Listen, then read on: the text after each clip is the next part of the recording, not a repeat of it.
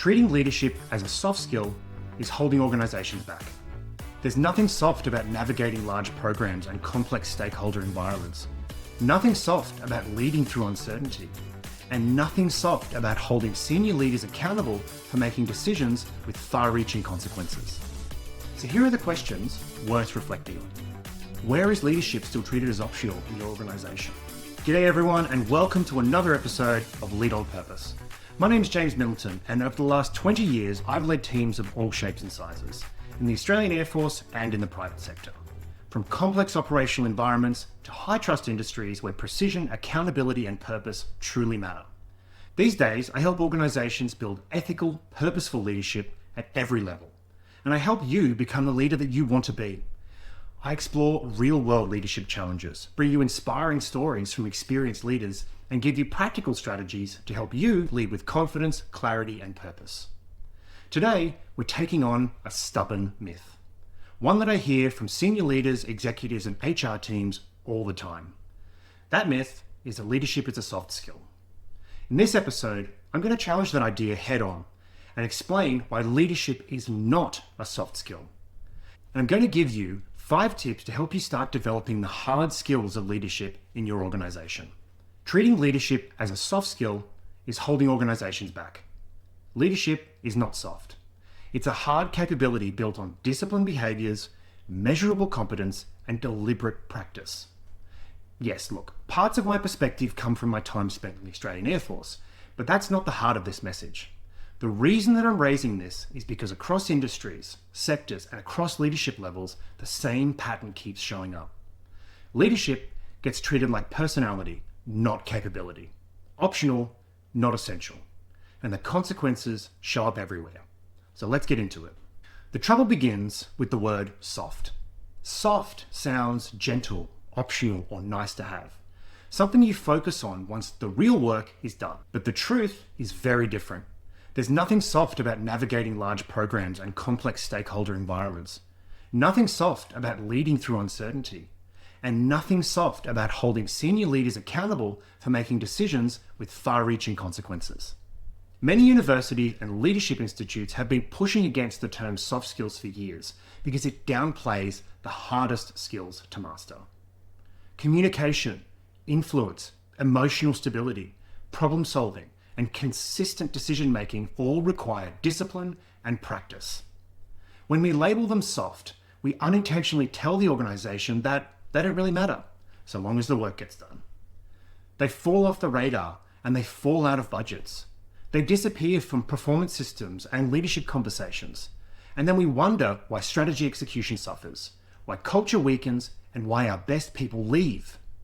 When organizations invest in systems, assets, and compliance, but leave leadership to chance, they create unnecessary risk, and they leave a lot of value on the table. Let's take a look at the evidence.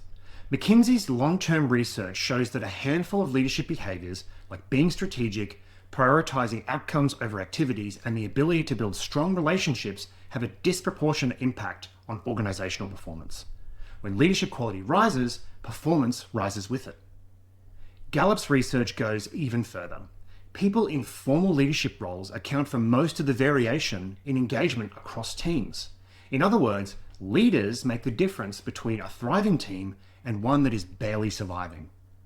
Harvard's leadership development studies show that organizations treating leadership as a strategic capability see measurable improvements in results. They see gains in performance, in execution, and in culture.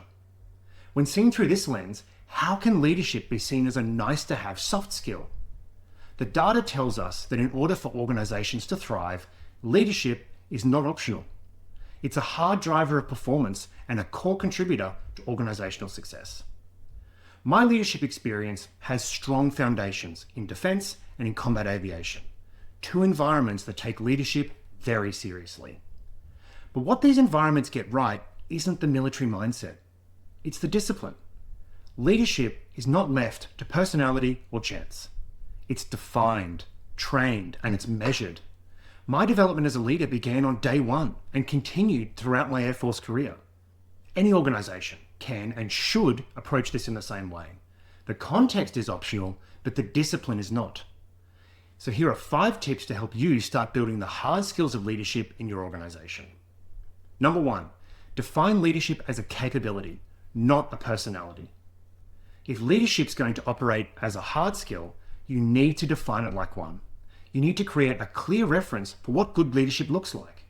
That means building a leadership capability framework that describes specific behaviors for every leader at every level. Not vague values, but clear expectations that tie directly to your strategic context and operating environment. A strong framework breaks down what good leadership looks like for executives, senior leaders, middle managers, and frontline supervisors alike. It links those behaviors to real organizational challenges, like leading complex programs, managing risk, or building teams to solve the biggest problems. A simple test is this. If you walk through your organization today, could every leader describe what good leadership looks like in their role? If not, you've got some work to do. Number 2, measure leadership with the same rigor as any other critical capability. There are many cliched sayings that talk about the relationship between measurement and success. Measure what matters, or what gets measured gets improved. Leadership is no different. You can measure leadership indicators that show how leaders are performing. These might include engagement, safety, and inclusion scores at the team level. They might include 360-degree feedback, measures of decision quality, and escalation patterns or talent retention. Whatever methods of measurement you choose, remember, they absolutely need to align to the leadership framework I discussed in tip 1. It's not about creating a bureaucratic checklist. It's about treating leadership with the same seriousness as cost, schedule, quality, or risk. If you're not measuring leadership, then you're hinging success on hope, not on evidence. Number 3, train leaders with the same discipline you use for technical experts. In high reliability environments like aviation, heavy industry, and defense, people aren't just trained once and then left to figure the rest out for themselves. They learn through progressive pathways that combine theory, application, and feedback. They use simulations, scenario-based learning, and disciplined reflection. Organizations across industries are beginning to do the same. They're moving away from inspirational workshops and academic theory and implementing leadership development programs with real-world application. They create pathways for new leaders, advanced programs for senior leaders, and targeted support for technical experts transitioning into leadership roles. They integrate learning into real work. They build reflection into key projects, and they make leadership development a non-negotiable for anyone with responsibility for people. If someone would never be allowed to operate complex equipment without proper training, they shouldn't be allowed to lead people without proper development either. Number 4, hardwire leadership into systems, not just training. Leadership becomes a hard skill when it lives inside the practices, processes, and systems that drive the organization. It needs to show up in performance reviews. It needs to influence promotional decisions. It needs to be part of how people are selected for critical roles. This is where many organizations fall short. They talk about the importance of leadership, but they still promote brilliant technical experts without considering their leadership competency. They tolerate senior leaders who deliver numbers but erode culture.